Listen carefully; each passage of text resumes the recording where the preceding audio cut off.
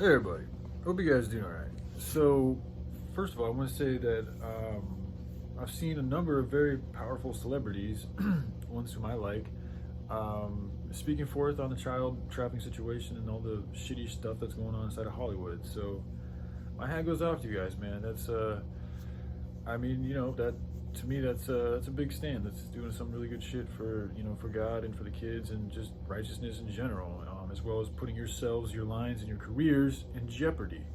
So that's some serious shit. It's interesting though, like, cause for a while there, I thought like there was certain things you guys couldn't talk about, literally. But like, if you're able to talk about some of the child trafficking thing going on in Hollywood, which is associated with your industry, you'd think you'd also be able to talk about hemp. But I don't know. Maybe I don't know why people don't want to talk about hemp now. I still think it's because they put a huge spell on hemp. And I continue to talk about this because I know how hard it was for me to research hemp. Even after I went on a spiritual mission to New Orleans and met Pops, and he told me, like, yeah, we need to hemp. That's the answer. Hemp is our tool to fight back against these corporations in so many different ways. So my head still is a little bit, I just don't know why you guys don't talk about hemp. Anyway, I just want to share that. I'm trying not to get mad or anything because it doesn't help anything in general, but it is a little frustrating, but it is what it is. But ultimately, I am glad to see more people are stepping up against this fucked up shit that's going on in Hollywood.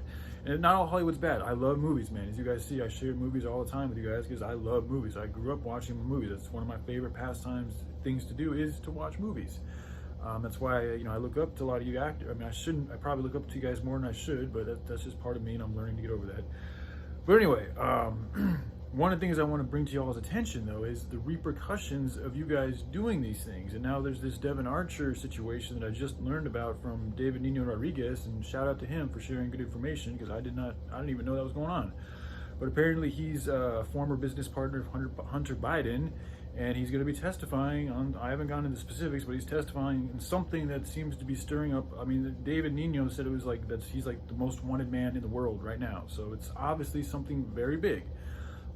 It's hard to know exactly what the MO is with all of this, because with things like BlackRock with $15 trillion in assets all over the fucking world and be able to pull the political strings, when you're able to pull the political strings of an entire country, that means you have control of the prison system, the police system, the FBI, all of these, the justice, the courts. It gets deep. So it's like, well, even if he does come and testify, like trial by jury, but then the juries can be, all this can be rigged, is my point. So it's hard to know exactly what's going on here. It's hard to find justice in a time when everything's corrupt. It's another issue. But anyway, I'm curious to see what happens. But one of the things about you guys stepping forth and speaking forth, which is a good thing to do, but you got to also think about the repercussions. Like, they are going to, like, when you guys do that, that means that now you're shedding more light to the public, and the public is now being made more aware of this, and so they're now going to be feeling more threatened by, the others, the enemy, the opposition. So the opposition now is going to be aware of this, and they're going to do things to make sure that they win, essentially, okay? And the famine thing is still very, very, very real. That's the biggest thing they can do to us. That's gonna fuck everything up, and it's gonna ride along with their New World Order agenda to create the chaos and come in as the saviors. Bill Gates, again, is the largest landowner in America, and I think he's doing that purposefully so that he can keep us from growing our own food. If we can't grow our own food, we'll starve to death and die, or we'll have to, be slaves to the fucking people who are able to grow their food, which is going to be them.